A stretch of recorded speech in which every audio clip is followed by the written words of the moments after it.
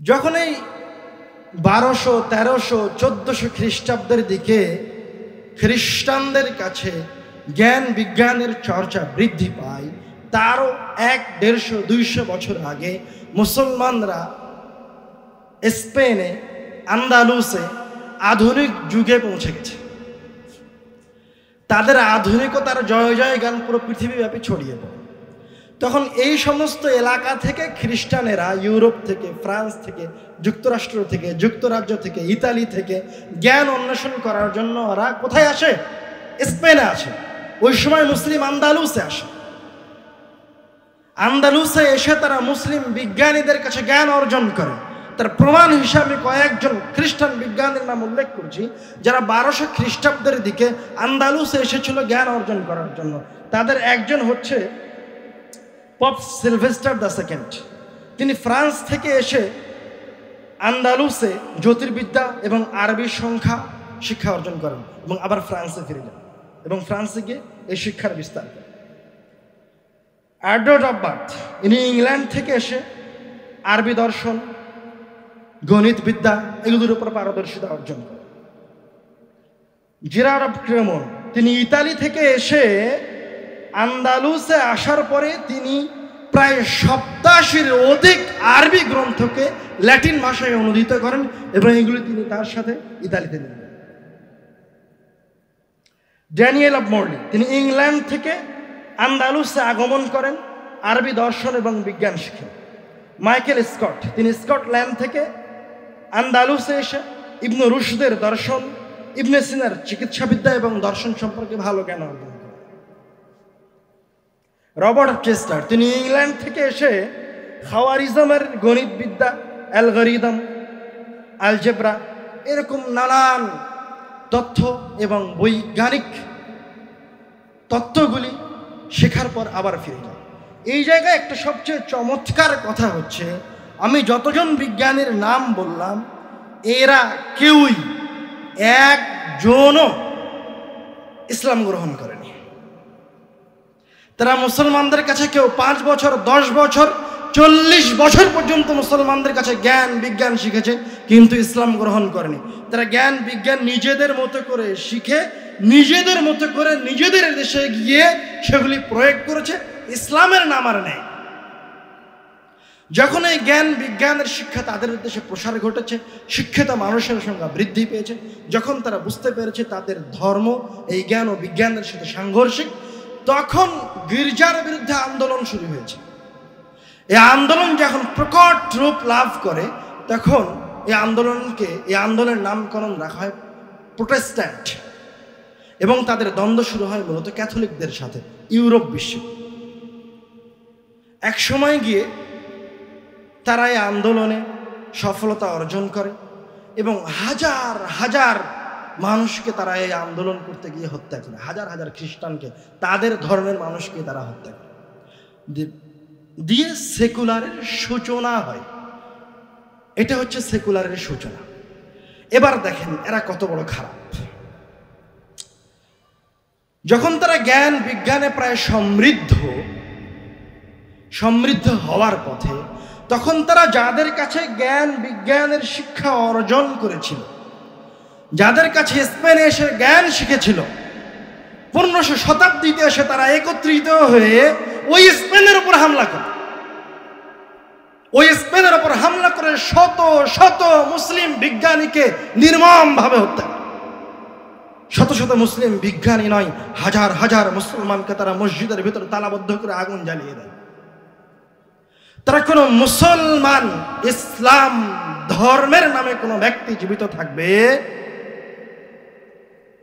কোনো ব্যক্তি যেন ইসলাম ধর্মের নামে জীবিত অথবা তাদেরকে খ্রিস্টান অথবা ইহুদি ধর্মেতে রূপান্তরিত হতে হবে। যখন খ্রিস্টানরা জ্ঞান বিজ্ঞানের এই লোভ এবং এই অর্থ সম্পদের লোভে লোভান্বিত হল, তাদেরকে এই লালসা আচ্ছাদিত করল, তখন তারা পৃথিবীব্যাপী উপনিবেশ কলোনি তৈরি করার জন্য সামনের দিকে অগ্রসর। মনোযোগ দিয়ে শুনুন। এই 1500 শতাব্দী থেকে শুরু হলো কলোনিয়াল সিস্টেম, উপনিবেশ প্রতিষ্ঠা। এই উপনিবেশ কারা প্রতিষ্ঠা করছে? সেকুলাররা, সেকুলার খ্রিস্টানরা। উপনিবেশ কারা প্রতিষ্ঠা করছে? সেকুলার খ্রিস্টানরা। তারা কোন দেশ থেকে এসেছে? ইউরোপ দেশ থেকে এসেছে। এটা সবসময় মনে রাখবেন, ভুলে যায় না, একটার সাথে আর একটা সংযুক্ত। 1500 শতাব্দীতে শুরু হলো এই যাত্রা, প্রায় 1700 শতাব্দী পর্যন্ত চলতে থাকলো। এশিয়া, আফ্রিকা, পৃথিবীর অধিকাংশ অঞ্চল তারা তাদের এই কলোনিয়াল সিস্টেমের আওতাভুক্ত করে। 1800 শতাব্দীতে গিয়ে যারা এই কলোনিয়াল সিস্টেমের ভিতরে ঢুকে গেছিল, যারা তাদের ফাঁদে পড়ে গেছিল, তাদের শোষণ এবং নির্যাতন সহ্য না করতে পেরে 1800 শতাব্দীর দিকে গিয়ে এই অঞ্চলের মানুষগুলি, এশিয়ার মানুষ, আফ্রিকার মানুষ, আরব বিশ্বের মানুষ বিদ্রোহ শুরু করে। বিদ্রোহ কেমন? বিদ্রোহ হচ্ছে ওই যে আমাদের ব্রিটিশ বিরোধী আন্দোলন, এরকম বিদ্রোহ আফ্রিকাতে শুরু হলো, এশিয়াতে শুরু হলো, সারা বিশ্বব্যাপী শুরু হলো। মানুষ তাদের কাছে যে অস্ত্র আছে, বাড়িতে যেগুলো আছে, কোদাল, বাড়িতে যে হাসা আছে, ওগুলো নিয়ে যুদ্ধে নেমে পড়লো। তিতুমিরের মতো বাঁশের কেল্লা বানালো অস্ত্রের সামনে, গুলির সামনে, কামানের সামনে যুদ্ধ করার জন্য। যখন তারা এটা বুঝে গেল যে এই স্বৈরা শাসন আর টিকবে না, তখন এরা এবার একটা সংঘ, এরা এবার একটা বুদ্ধিবৃত্তিক যুদ্ধের দিকে সামনে এগিয়ে গেল। আর একটা সংঘ আবিষ্কার করলো 1945 সালে। তার নাম কি জানেন? জাতিসংঘ। আশ্চর্য মনে হচ্ছে শুনে। এই জাতিসংঘ কারা আবিষ্কার করে? যারা এই পৃথিবীব্যাপী কলোনিয়াল সিস্টেম করেছিল, যারা এই পৃথিবীব্যাপী স্বৈরা শাসন করেছিল, যারা 1500 শতাব্দী থেকে নিয়ে শুরু করে 1900 শতাব্দী পর্যন্ত প্রায় 10 থেকে 13 কোটি মানুষকে হত্যা করেছিল, তারাই আবার শান্তি প্রতিষ্ঠা করার জন্য জাতিসংঘ নিয়ে আসে। এই জাতিসংঘের মূল যে 5টা দেশ ছিল তারা হচ্ছে যুক্তরাষ্ট্র, যুক্তরাজ্য, ফ্রান্স, সোভিয়েত ইউনিয়ন, চীন। তারা এবার তোমাদেরকে কি করবে? তোমাদেরকে কি করবে? শান্তি দিবে। শান্তি দেওয়ার সিস্টেমকে, এটা হচ্ছে তাদের একটা বুদ্ধিবৃত্তিক লড়াই। তারা এই উপনিবেশ রাষ্ট্রগুলিকে ছোট ছোট রাষ্ট্রে খণ্ডন করল, যাতে করে তারা এই ছোট ছোট রাষ্ট্রগুলির উপর তাদের প্রভাব টিকিয়ে রাখতে পারে। এবং এই জায়গায় তারা এই যে কয়েক শতাব্দীতে যে সমস্ত সেকুলারদেরকে তৈরি করতে পেরেছিল, মুসলিম সেকুলারদেরকে তৈরি করতে পেরেছিল, তাদেরকে তারা মূলত এই সমস্ত দায়িত্বগুলি অর্পণ করে। এবং আপনি শুনলে আশ্চর্য হবেন যে পাক ভারতের কথা আপনারা জানেন। আরো আশ্চর্যকর বিষয় হলো, এই পুরো আরব বিশ্বের মানুষের ভাষা এক, সবাই আরবিতে কথা বলে। এই পুরো আরব বিশ্বের মানুষের ধর্ম এক, সবাই ইসলাম ধর্মের অনুসারী। এই পুরো আরব বিশ্বের মানুষের সংস্কৃতি এক, কিন্তু এই আরব বিশ্বকে তারা 22টি ভাগে বিভক্ত করে। মিশর, Iraq, Saudi Arab, Lebanon, Syria, Jordan, Libya, Sudan, Tunisia, Morocco, Algeria, Yemen, দক্ষিণ Yemen, Kuwait, Bahrain, Qatar, Oman, সংযুক্ত আরব আমিরাত, মরিতানিয়া, সোমালিয়া, পুরো আরব বিশ্বকে 22টি ভাগে বিভক্ত করা হলো ধীরে ধীরে, স্বাধীনতার নাম। এবার তারা আমাদেরকে স্বাধীনতা দিচ্ছে, এবং এই স্বাধীন রাষ্ট্র গঠন করার সময় যারা তাদের অনুগত ছিল, যারা তাদের সাথে চুক্তিবদ্ধ ছিল, তাদেরকে তারা দায়িত্বশীল হিসেবে নিযুক্ত করল। আমরাও এই পাক ভারতে ব্রিটিশ আন্দোলন করার সময় একসাথে স্লোগান দিয়েছিলাম, তেরা মেরা রিশতা কিয়া লা ইলাহা ইল্লাল্লাহ। আরে আমার তোমার সম্পর্ক কি? লা ইলাহা ইল্লাল্লাহ। এই স্লোগান দিয়ে মুসলমানরা যুদ্ধ করেছে, মুসলমানরা নিহত হয়েছে, কিন্তু ফায়দা কারা নিয়ে গেছে? আবার সেকুলাররা নিয়ে গেছে। কারণ ওই সময় ক্ষমতায় যাদের হাতে বন্টন করা হয়েছে তারা ছিল সেকুলার। 47 সালে পাকিস্তান, 1947-এ পাকিস্তান আর ভারত বিভক্ত হলো, মোট 3 খণ্ডে বিভক্ত হলো। তারপর 1971-এ এসে বাংলাদেশ হলো, আর আপনার ভারত হলো, পাকিস্তান হলো। তো বাংলাদেশের মানুষ যখন 71 সালে আবার যুদ্ধ করলো, তখনও তারা লিল্লাহি তাকবীর আল্লাহু আকবার বলে যুদ্ধ নেমেছিল। মারা গেছে কে? মুসলমানই মারা গেছে। আবার ফায়দা কে নিয়ে গেল? সেকুলাররা নিয়ে গেল, যারা ভারতের সাথে সম্পর্ক রাখত। আবার দীর্ঘ প্রায় 50 বছর পর 2024 সালে যখন আন্দোলন হলো, এই যারা আন্দোলন করলো তারাও তো আসলে অবগত নয় তাদের নিজের ইতিহাস সম্পর্কে, তারাও অবগত নয় আসলে 71-এ কী হয়েছিল, তারাও অবগত নয় 47-এ কী হয়েছিল, তারাও জানে না আসলে কলোনিয়াল সিস্টেম কি, তারাও জানে না যে আসলে উপনিবেশ সিস্টেমের আওতায় তারা এখনো আছে, তারা এখনো গোলাম। তারাও লিল্লাহে তাকবীর আল্লাহু আকবার বলে দেশ তো জয় করলো, কিন্তু ক্ষমতা কাদের হাতে চলে গেল? আবার সেকুলারদের হাতে চলে। আচ্ছা, এই জায়গায় আসলে সেকুলাররা বারবার ক্ষমতা নিয়ে যাচ্ছে কিভাবে? তারা তো মুসলমান। এই জায়গায় সেকুলার একটা পন্থা অবলম্বন করে। ওই যে আমি বললাম, যারা তাদের ফেভারে থাকে তাদেরকে তারা দায়িত্ব দেয়, এবং তারা হচ্ছে ওই সমস্ত মুসলমান, ওই সমস্ত মুমিন ব্যক্তি যখনই যেই সময় যেই প্রেক্ষাপট আসে ওই প্রেক্ষাপট অনুযায়ী তারা কোরআনুল কারীম থেকে দলিল বের করে, রাসূলের জীবন থেকে দলিল বের করে, তারপরে আপনার সাহাবীদের জীবন থেকে দলিল বের করে। যেমন যখন সমাজতন্ত্র এসেছে তখন তারা রাসূল সাল্লাল্লাহু আলাইহি ওয়াসাল্লামের জীবন থেকে দলিল দিয়েছে। সমাজতন্ত্র বুঝেন তো আপনারা? সমাজতন্ত্র হচ্ছে সব নাগরিক সমান, সবার মাঝে সমানভাবে অর্থ বন্টন করা হবে, এর নাম হচ্ছে সমাজতন্ত্র সংক্ষিপ্ত আকারে। তো যখন সমাজতন্ত্র আসলো তখন এই সমস্ত মুসলিম মুনাফিক আলেমেরা সমাজতন্ত্রের ফতোয়া নিয়ে আসলো রাসূলের জীবন থেকে। আরে রাসূল যখন মারা গেছে তখন তার সম্পদ তার ওয়ারিসদের দেওয়া হয়নি, এই যে সমাজতন্ত্রের দলিল পাওয়া গেছে। আর আবু বকর রাদিয়াল্লাহু তাআলা আনহু যখন খেলাফতে এসেছে তখন তার যতটুকু অর্থ তার দৈনিক প্রয়োজন খাওয়ার এবং থাকার জন্য ততটুকু অর্থ বায়তুল মাল থেকে আবু বকর রাদিয়াল্লাহু তাআলা আনহুকে দেওয়া হয়েছে। এই যে আপনার এই যে এবার সমাজতন্ত্রের দলিল পাওয়া গেছে, এরা হচ্ছে টাটকা শয়তান। তারপরে যখন সমাজতন্ত্র বাতিল হয়ে গেল, চললো না, টিকলো না, তখন গণতন্ত্র তারা নিয়ে আসলো। গণতন্ত্র যখন নিয়ে আসলো তখন আবার এক ধরনের আলেম গণতন্ত্রের দলিল নিয়ে চলে আসলো। আরে কুরআনুল কারীমে আল্লাহ রাব্বুল আলামিন বলেছেন ওয়াশাওিরহুম ফিল আমর। আরে কুরআনুল কারীমে আল্লাহ রাব্বুল আলামিন সবার পরামর্শ সাপেক্ষে কাজ করতে বলেছেন।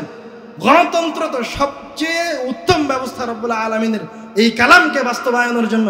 এই জায়গায় সবাই তার নিজের আদর্শকে বাস্তবায়নের জন্য, নিজের নেতাকে নির্বাচন করার জন্য সবাই ভোট দিতে পারে। তো এর চাইতে কি ভালো কোনো ব্যবস্থা হতে পারে? এদের পরিচয় আমি আপনাদেরকে আরো স্পষ্ট করে বলি।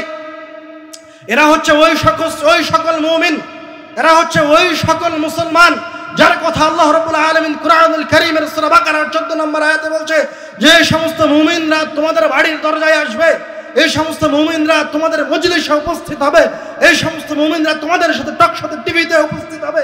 উপস্থিত হয়ে কি বলবে? ওয়াইদা লাকুল্লাযিনা আমানু ক্বালু আমান্না। যখন তারা মুসলমানদের সাথে সাক্ষাৎ করবে তখন তারা বলবে আরে আমরা তো ঈমান আনয়ন করেছি।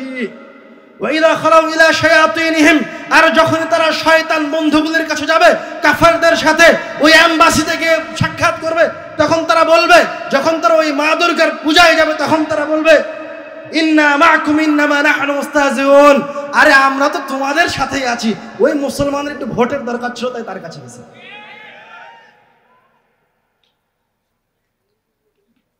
জেনে রাখেন, সেকুলারিজম কোনো স্বতন্ত্র বা মানুষের উপকারের জন্য আসেনি। সেকুলার হচ্ছে নিজেই একটা মতবাদ। সেকুলারিজম নিজেই এমন একটা সিস্টেম যার নিচে এই সমস্ত গণতন্ত্র, সমাজতন্ত্র, লিবারিজম এগুলোকে তারা বিভিন্ন সময় বিভিন্নভাবে নিয়ে এসেছে। যে মানুষকে বোঝানোর চেষ্টা করেছে যে আমরা তোমাদের জন্য ফ্রিডম বাস্তবায়ন করতে চাই, আমরা তোমাদের জন্য তোমাদের ধর্মকে বাস্তবায়ন করতে চাই। সময় অলরেডি শেষ হয়ে গেছে। জায়গায় আল্লাহ রাব্বুল আলামিনের অসংখ্য আয়াত আছে, রাসূল সাল্লাল্লাহু আলাইহি ওয়াসাল্লামের অসংখ্য হাদিস আছে। আমি ওই দিকে না গিয়ে ইসলামী রাষ্ট্রের শুধুমাত্র 2টি পয়েন্টকে উপস্থাপন করে আমার আলোচনার শেষের দিকে চলে যাব। তার একটা পয়েন্ট হচ্ছে যখন সেকুলাররা বিচার ব্যবস্থার সিস্টেমকে নিয়ে আসে, যখন সেকুলারেরা কোনো সিস্টেম অথবা কোনো কানুন অথবা কোনো নিয়মকে নিয়ে আসে তখন সেকুলাররা নিজের পক্ষ থেকে নিয়ে আসে, তাদেরকে জিজ্ঞাসা করার মতো কেউ থাকে না। কিন্তু ইসলামে রাসূলও যে বিধান নিয়ে আসে সেই বিধানের বিষয় সে রব্বুল আলামিনের মুখোমুখি। খলিফা যে বিধান নিয়ে আসে সেই বিধান যদি একটু এইদিকে ওইদিকে হয় তাহলে তার সামনে সাহাবী দাঁড়িয়ে গিয়ে তার বিরোধিতা করে বলে যে আপনি এই বিধান কোথায় পেলেন। আমি আপনাকে কোরআনুল কারীম থেকে একটা উদাহরণ দিতে চাই। রাসূল সাল্লাল্লাহু আলাইহি ওয়াসাল্লাম মক্কা বিজয় করেছেন। মক্কা বিজয় করে কাবা ঘরের ভিতরে ঢুকছেন, 2 রাকাত সালাত আদায় করে রব্বুল আলামিনের ইবাদত করবেন। তো কাবা ঘরে ঢোকার সময় ওসমান বিন তালহার কাছ থেকে কাবা ঘরের চাবিটা নিয়ে নিয়েছেন, তাকে আর দেননি, কাবা ঘরে ঢুকে গেছেন। তখন আল্লাহ রাব্বুল আলামিনের কাছ থেকে ওহী অবতীর্ণ হলো, ইন্নাল্লাহা ইয়া'মুরুকুম আন তুআদ্দুল আমানাতা ইলা আহলিহা, ইন্নাল্লাহ নিশ্চয় আল্লাহ রাব্বুল আলামিন ইয়া'মুরুকুম তোমাদেরকে নির্দেশ দিচ্ছে আন তুআদ্দুল আমানাতা ইলা আহলিহা, তোমরা আমানতকে তার হকদারের কাছে পৌঁছে দাও। রাসূল অন্য কেউ নয়, এই পৃথিবীর মাটিতে সর্বশ্রেষ্ঠ ব্যক্তি, এই পৃথিবীর মাটিতে যিনি শরীয়ত নিয়ে এসেছেন, এই পৃথিবীর মাটিতে রব্বুল আলামিনের কাছে সবচেয়ে প্রিয় ব্যক্তি আবু তালহার কাছ থেকে চাবি নিয়ে চলে গেছেন। তো রব্বুল আলামিনের পক্ষ থেকে নির্দেশ আসলো, তুআদ্দুল আমানাতা ইলা আহলিহা, তোমরা আমানতকে তার হকদারের কাছে পৌঁছে দাও। রাসূল সাল্লাল্লাহু আলাইহি ওয়াসাল্লাম দ্রুত কাবা ঘর থেকে বের হয়ে এসে তালহার কাছে চাবি বুঝিয়ে দিলেন, সুবহানাল্লাহ। এবং আজ পর্যন্ত তালহার বংশধরের কাছে কাবা ঘরের দরজার চাবি আছে। সেকুলাররা বলার চেষ্টা করে যদি মুসলিম সাম্রাজ্য কায়েম হয় তাহলে অন্যান্য ধর্মাবলম্বীদের কি হবে? তোমরা শুনে রাখো, রাসূল সাল্লাল্লাহু আলাইহি ওয়াসাল্লাম বলেছেন যে কোন অমুসলিম, ইহুদি, খ্রিস্টান, বৌদ্ধ, হিন্দু যদি কোনো ইসলামী রাষ্ট্রতে আশ্রয় গ্রহণ করে, যদি মুআহাদার ভিতরে আসে, আর কোনো মুসলমান যদি তাকে অন্যায়ভাবে হত্যা করে, তাহলে ওই মুসলিম পরকালে জান্নাতের ঘ্রাণও পাবে না, অথচ জান্নাতের ঘ্রাণ 40,000 বছরের দূরত্ব থেকে পাওয়া যায়। তারিখের কিতাবগুলিতে একটি ঘটনা বর্ণনা করা হয়েছে, সত্য মিথ্যা ঘটনা কতটুকু সঠিক তা এখনো তদন্ত করিনি, তবে ঘটনার সাথে সাহাবীদের ওই সময়ের অনেক মিল আছে, খেলাফতের অনেক মিল আছে। আমর ইবনুল আস রাদিয়াল্লাহু তাআলা আনহু, যিনি আফ্রিকা জয় করেছেন, আফ্রিকা মহাদেশ জয় করেছেন, মিশর হয়ে আফ্রিকা মহাদেশে ঢুকেছেন, তার সন্তান একজন খ্রিস্টানের সাথে ঘোড়া প্রতিযোগিতায়, ঘোড় দৌড় প্রতিযোগিতায় হেরে যায়। তখন রাগ করে ওই খ্রিস্টান যুবককে চাবুক দিয়ে আঘাত করে। তখন ওই খ্রিস্টান যুবক আমিরুল মুমিনিন ওমর রাদিয়াল্লাহু তাআলা আনহুর কাছে অভিযোগ করে। তখন এবার আমিরুল মুমিনিন ওমর রাদিয়াল্লাহু তাআলা আনহু আমর ইবনুল আস এত বড় একজন ব্যক্তির সন্তানকে ডেকে পাঠান এবং ওই খ্রিস্টানকে বলে যে তোমাকে যেভাবে সে চাবুক দিয়ে মেরেছে তুমিও তাকে এভাবে চাবুক দিয়ে মারো। এর নাম হচ্ছে ইসলামের নিয়ম কানুন, ইসলামের ন্যায় পরায়ণতা। এছাড়াও অসংখ্য হাদিস, অসংখ্য ঘটনা, আল্লাহ রাব্বুল আলামিনের অসংখ্য বাণী আছে। আমি পরিশেষে আপনাদের সামনে সবচেয়ে গুরুত্বপূর্ণ যে কথাটা বলবো, সবচেয়ে গুরুত্বপূর্ণ এবং সবচেয়ে সেন্সিটিভ যে বিষয়টি আমি আপনাদের সামনে উপস্থাপন করতে চাই, সেটা হচ্ছে সেকুলাররা সব সময় তাদের মতকে, তাদের মতাদর্শকে টিকিয়ে রাখার জন্য ইসলামের বিধি বিধানকে তারা নেগেটিভ ওয়েতে পেশ করার চেষ্টা করে। এটা হচ্ছে মুসলমানদের বিরুদ্ধে, ইসলামের বিরুদ্ধে তাদের সবচেয়ে বড় হাতিয়ার। যেমন তাদের একটা নেগেটিভ থিঙ্কিং হচ্ছে মুসলমানরা মেয়েকে বোরখার ভিতরে আবদ্ধ করে রাখে, তাদেরকে জেলের ভিতরে আটকিয়ে রাখে। হে সেকুলারের বাচ্চা, সেকুলার শুনে রাখো, হে সেকুলাররা শুনে রাখো, আমি তোমাদের সামনে আজ এই বোরখার হিকমতের কথা বলছি না, আমি আজ এই বোরখার ভিতরে থাকা মুসলিম নারীর মর্যাদার কথা বলছি। এই বোরখার ভিতরে থাকা, যাকে তোমরা টেন্ট উপাধি দিয়েছ, এই তাবির ভিতরে লুকিয়ে থাকা একজন মহিলা, তোমার একজন সেকুলার, তোমার একজন হিন্দু, খ্রিস্টান, তোমার একজন বৌদ্ধ সেকুলারের চেয়ে অনেক উত্তম। তুমি যেই কথা স্পষ্টভাবে জেনে রাখো যে এই মুসলিম, এই মুমিনা নারীকে কোনো হিন্দু কোনোদিন স্পর্শ করতে পারবে না, কোনো খ্রিস্টান কোনোদিন স্পর্শ করতে পারবে না, কোনো বৌদ্ধ কোনোদিন স্পর্শ করতে পারবে না। কিন্তু তোমার মতো একজন সেকুলার নারীকে হিন্দু স্পর্শ করে, তোমার মতো একজন সেকুলার নারীকে খ্রিস্টান ভোগ করে, তোমার মতো একজন সেকুলার নারীকে যে পয়সায় ভোগ করে, কিন্তু এই টেন্টের ভিতরে থাকা, বোরখার ভিতরে থাকা একজন মুসলিম নারীকে কেউ স্পর্শ করতে পারে। তুমি জেনে রাখো, স্পষ্টভাবে জেনে রাখো, সেকুলারবাদীরা, যেই মুসলিম নারী, যে ইমানদার নারী বোরখা পরিহিত অবস্থায় থাকে, সে রব্বুল আলামিনের দ্বীনের উপর অটল থাকে, তাকে কোনো মুসলিম যুবক স্পর্শ করতে পারে না, যতক্ষণ পর্যন্ত না ওই মুসলিম যুবক তার বাপের কাছে যায় ওই বাপ ওই মায়ের কাছে অনুমতি প্রার্থনা করে, তারপর তারা একটা মজলিসে ঐক্যবদ্ধ হয়, বিবাহের আকদ সম্পন্ন করে রব্বুল আলামিনের প্রশংসা এবং রাসূল সাল্লাল্লাহু আলাইহি ওয়াসাল্লামের দরুদের মাধ্যমে, এবং ওই পুরুষ ছেলে ওই মুমিন নারীকে ততক্ষণ পর্যন্ত স্পর্শ করতে পারে না যতক্ষণ পর্যন্ত না তার মোহর আদায় করছে।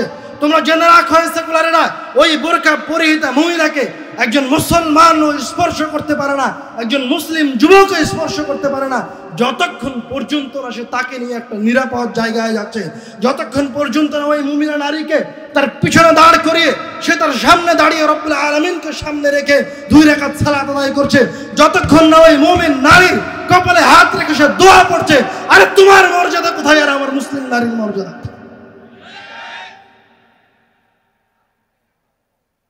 তুমি সেকুলার নারী, তুমি শুনে রাখো, তুমি হচ্ছে ওই কুকুরের মতো, ওই কুকুরের মতো, তুমি ওই কুকুরের মতো যে কুকুর 2টা রাস্তায় কোনো প্রকার আকদ ছাড়া, কোনো প্রকার পরামর্শ ছাড়া, কোনো প্রকার বিবাহ বন্ধনের নিয়ম কানুন ছাড়া মিলিত হয়।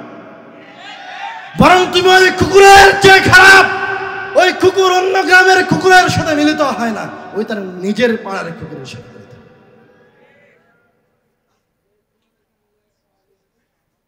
হে আহলে হাদিসের সন্তানেরা, হে প্রিয় দ্বীনি মুসলিম ভাই ও বোন, আপনারা স্পষ্টভাবে জেনে রাখেন, একজন খ্রিস্টান সেকুলার হতে পারে, একজন হিন্দু সেকুলার হতে পারে, একজন বৌদ্ধ সেকুলার হতে পারে।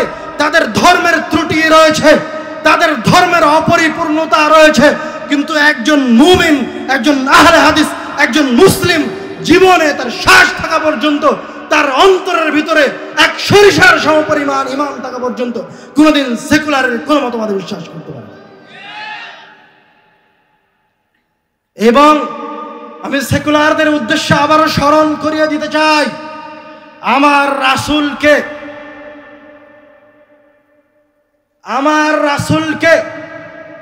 মক্কার কুরাইশেরা বলেছিল, তোমাকে আমাদের নেতা করা হবে, যত সম্পদ চাও তত সম্পদ দেওয়া হবে, তুমি যত নারী চাও তত নারী প্রদান করা হবে, তুমি শুধু আমাদের ইলাহকে গালি দিও না, তুমি শুধু আমার ইলাহের বিষয়ে কটু কথা বলিও না। রাসূল সাল্লাল্লাহু আলাইহি ওয়াসাল্লাম তাদের সাথে সরিষা সমপরিমাণ কম্প্রোমাইজ করেনি।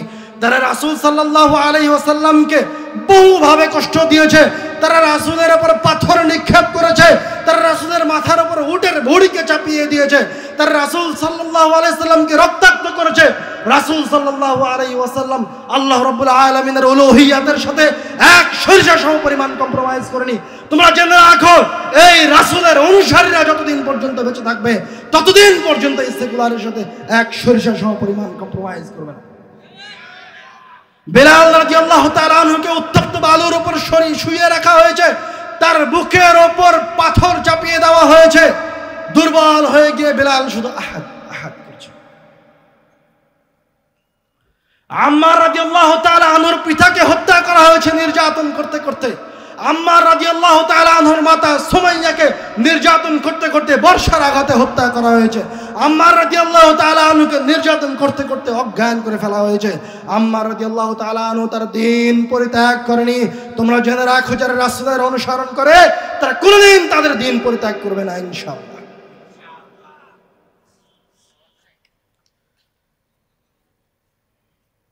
পরিশেষে আমরা রব্বুল আলামিনের ওই আয়াত দিয়ে শেষ করব, ইন্না সালাতি ওয়া নুসুকি ওয়া মাহইয়ায়া ওয়া মামাতি লিল্লাহি রাব্বিল আলামিন।